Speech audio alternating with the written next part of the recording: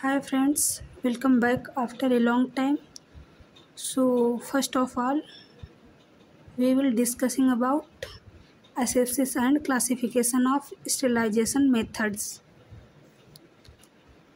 So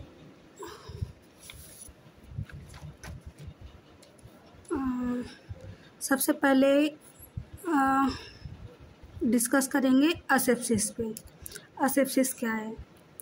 तो असेप्सिस सबसे पहले असेप्सिस की डेफिनेशन लिखते हैं, देन उसका मीनिंग बताते हैं।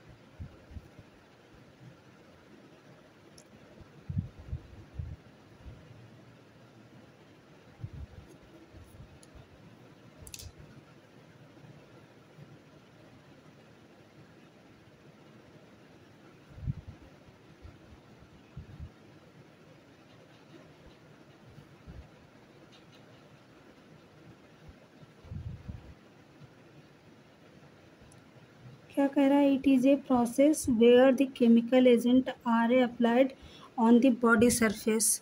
बॉडी सरफेस मतलब क्या? स्किन, ठीक है। Which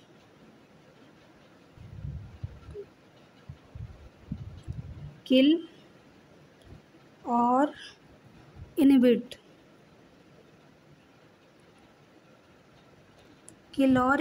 the micro organism.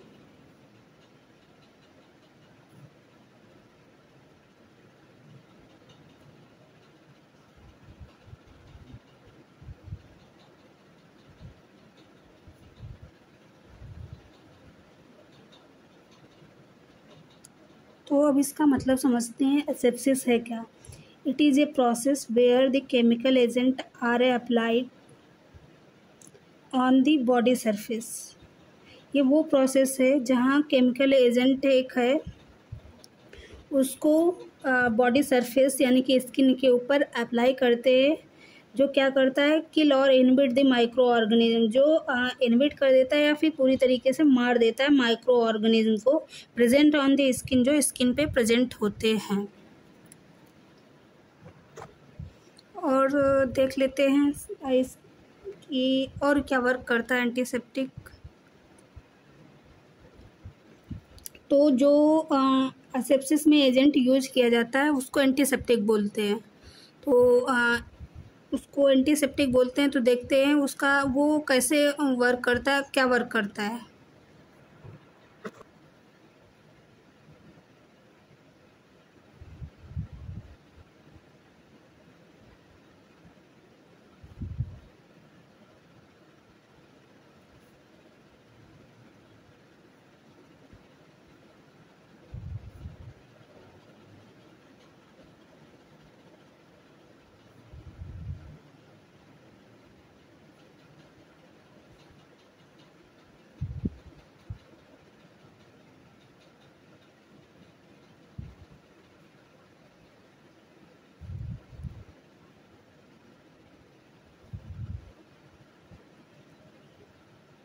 क्या कह रहा है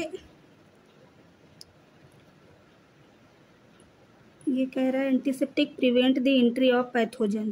तो एंटीसेप्टिक का वर्क है वो प्रिवेंट करता है किसी पैथोजन को टिश्यू के अंदर या स्किन के अंदर इंटर करने से।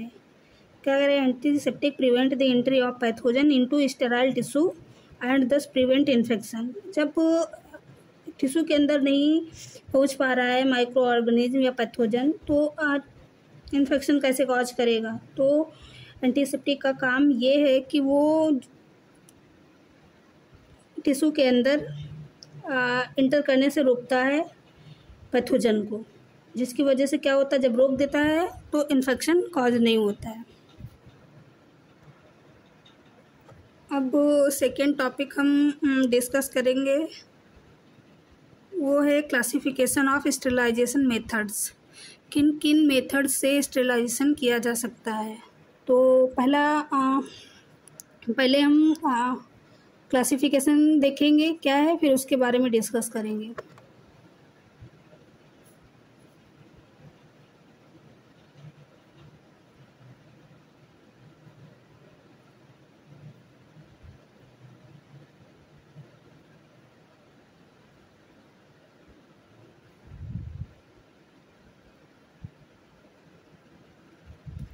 ठीक है, तो सबसे पहले देखेंगे क्लासिफिकेशन। तो इसमें सबसे पहला है, इसको दो टाइप से क्लासिफाई किया गया है। पहला है फिजिकल मेथड,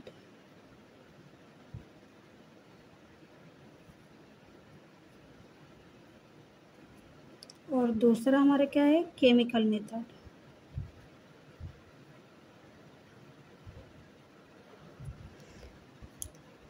तो दो कैटेगरी में डिवाइड किया गया है। पहला है फिजिकल मेथड, दूसरा है केमिकल मेथड। तो देखेंगे, सबसे पहले फिजिकल मेथड के बारे में बात करेंगे। तो फिजिकल मेथड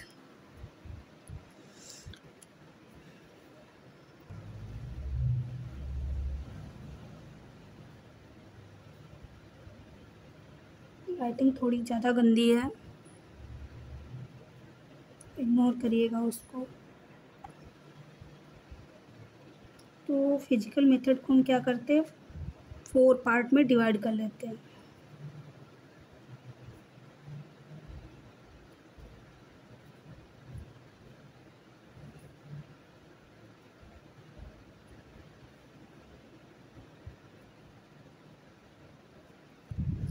तो सबसे पहले फिजिकल मेथड में आता है ड्राई करना। सेकेंड है हीट। थर्ड है फिल्ट्रेशन।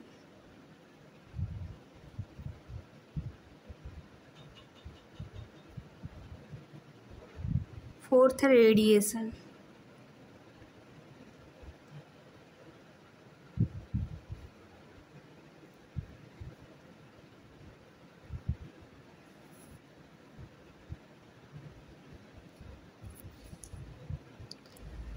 सबसे पहला ड्राइंग, फिर हीट, फिर फिल्ट्रेशन, फिर रेडिएशन। तो अब ड्राइंग में आता है सनलाइट में किसी चीज़ को रख के ड्राई करना। फिर उसके बाद में हम ड्राइंग का एक ही मेथड है जो सनलाइट में ड्राई करते हैं। फिर उसके बाद में हीट को देखते हैं कितने पार्ट में डिवाइड किया गया।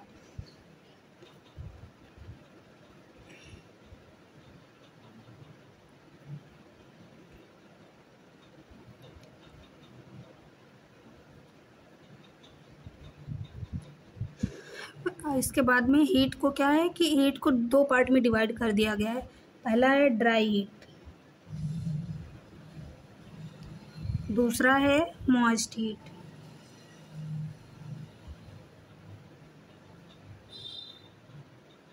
ठीक है, तो हीट को 2 पार्ट में डिवाइड किया गया, ड्राई हीट और मॉइस्ट हीट। अब ड्राई हीट को भी फिर से डिवाइड किया गया है 3 पार्ट में। तो अब इसको ऐसे कर लेते हैं। तो ड्राई हीट में आता है सबसे पहले फ्लेमिंग, मतलब किसी चीज़ में, जैसे कि होता है बंसन बर्नर में इनोकुलेटिंग लूप को हीट करना, इसको बोलते हैं फ्लेमिंग। ये भी 2 टाइप का होता है, बाद में बताएंगे जब फ्लेमिंग को डिटेल में बताएंगे तब। एक शॉर्ट टर्म और एक लॉन्ग टर्म, इसको फ्लेमिंग में हीट करते हैं, short term heat, long term heat. तो पहले हो गया ड्राई हीट में फ्लेमिंग, सेकेंड हो गया incineration.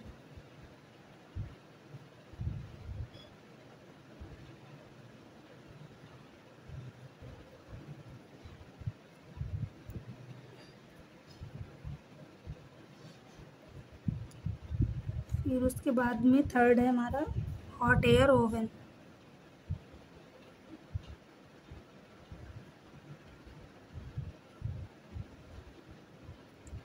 Hot air oven.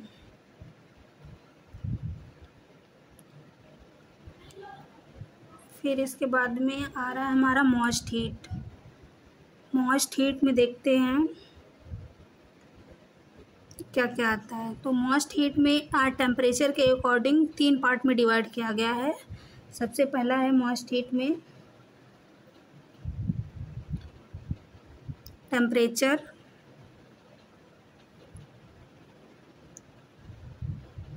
Below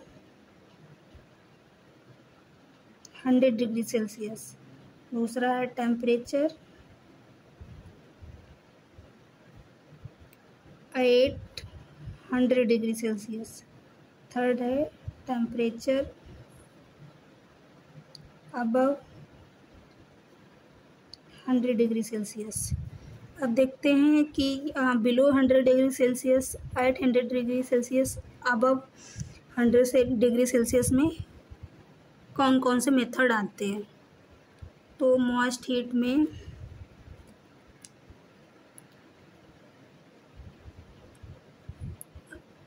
below 100 degree Celsius पे आता है पॉस्चराइजेशन।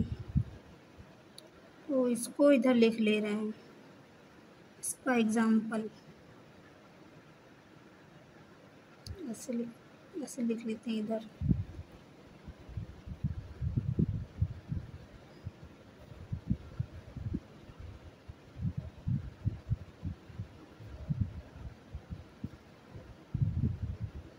पॉस्चराइजेशन। और इसी में आता हमारा वाटर बाथ।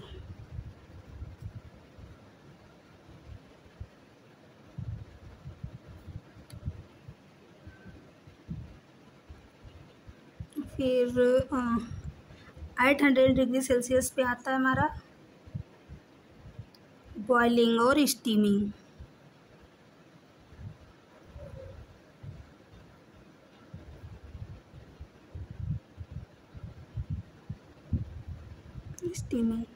और अबव 100 डिग्री सेल्सियस पे आता है हमारा ऑटोक्लेव, जो सबसे स्टेरिलाइजेशन का सबसे मोस्ट इम्पॉर्टेंट टॉपिक।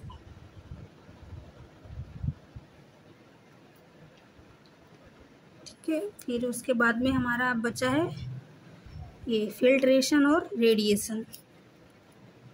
तो अब हम फिल्ट्रेशन और रेडिएशन को अलग से नीचे लिख ले रहे हैं।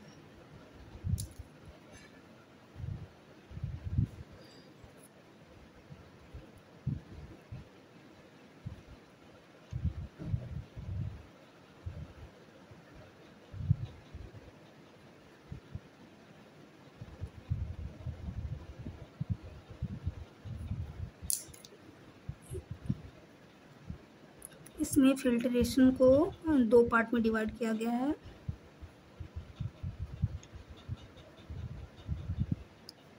पहला है डेप्थ फिल्टर,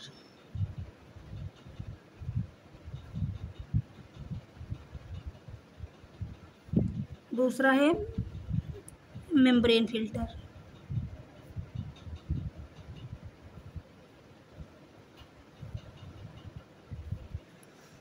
ठीक है, फिल्ट्रेशन को 2 पार्ट में डिवाइड किया गया, डेप्थ और मेम्ब्रेन फिल्टर। फिर इसके बाद में आप बचा हमारा अब रेडिएशन। हम रेडिएशन इधर लिख लेते हैं।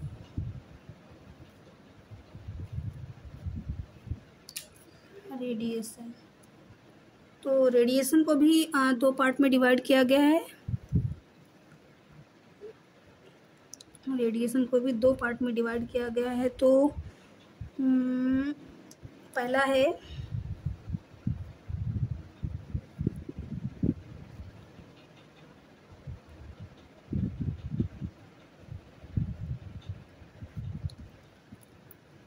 Ionizing radiation.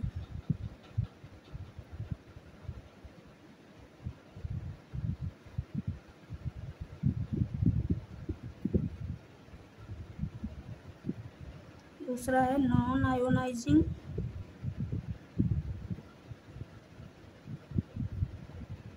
रेडिएशन। और इसमें भी अब इस देखते हैं कि इसके एग्जाम्पल क्या क्या रहेंगे। तो आयोनाइजिंग का देख लेते हैं कि कौन कौन सा एग्जाम्पल रहेगा। तो इसमें गामा रेज आ गया,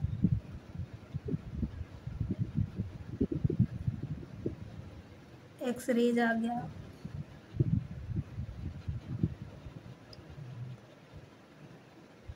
कॉस्मिक रेज आ गया,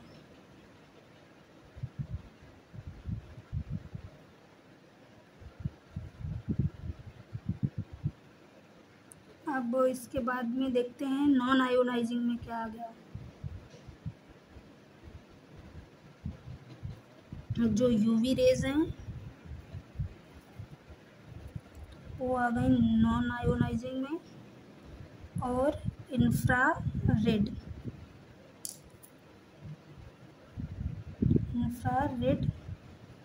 रेज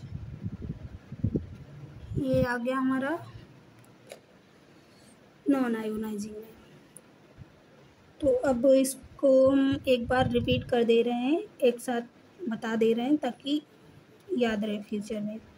तो सबसे पहले क्लासिफिकेशन के मेथड, जो क्लासिफिकेशन को क्लासिफिकेशन में स्टेलाइजेशन, क्लासिफिकेशन का स्टेलाइजेशन। तो स्टेलाइजेशन के दो मेथड हैं, और तो पहला है फिजिकल मेथड, दूसरा है केमिकल मेथड। तो सबसे पहले बात करेंगे केमिकल मेथड पे। केमिकल मेथड क्या हो गया, इसको 4 पार्ट में डिवाइड किया गया, ड्राइंग, हीट, फिल्ट्रेशन और रेडिएशन। तो ड्राइंग का मतलब हो गया सनलाइट में ड्राई करना, हीट का मतलब है हीट करके, किसी चीज़ को गर्म करके। तो हीट को 2 पार्ट में डिवाइड किया गया है, एक ड्राई हीट, दूसरा है मॉइस्ट हीट। तो ड्राई हीट को 3 पार्ट में डिवाइड किया गया, फ्लेमिंग, इंसिनरेशन और हॉट एयर ओवन, जिसके अलग अलग प्रोसेस हैं, अलग अलग टेम्परेचर है। फिर उसके बाद में आ गया मॉइस्ट हीट। मॉइस्ट हीट को भी 3 पार्ट में डिवाइड किया गया, temperature below 100 degree Celsius, temperature at 100 degree Celsius, third है टेम्परेचर अबव 100 डिग्री सेल्सियस। तो बिलो 100 डिग्री सेल्सियस में आ रहा है हमारा pasteurization, water bath. At 100 degree Celsius पे आ रहा है बॉइलिंग और स्टीमिंग। अबव 100 डिग्री सेल्सियस पे आ रहा ऑटोक्लेव। फिर हम आगे आते हैं थर्ड पे, फिल्ट्रेशन। तो इसमें फिल्ट्रेशन 2 टाइप के होते हैं, पहला है डेप्थ फिल्टर और एक दूसरा है मेम्ब्रेन फिल्टर। ठीक है, इनकी ये अलग अलग चीज़ों से मिलके बने होते हैं, और इसको अलग से डिस्कस करेंगे। फिर आता है फोर्थ वाला, रेडिएशन। रेडिएशन को 2 पार्ट में कैटेगराइज किया गया है, आयोनाइजिंग और नॉन आयोनाइजिंग। तो आयोनाइजिंग में कौन कौन सी रेज आती हैं, gamma rays, X rays, cosmic rays. Non ionizing में आती हैं अल्ट्रावायलेट रेज, जिनको यूवी रेज बोल रहे हैं, और इंफ्रारेड रेज। तो ये हो गया हमारा एक क्लासिफिकेशन स्टेलाइजेशन का। ठीक है, थैंक यू।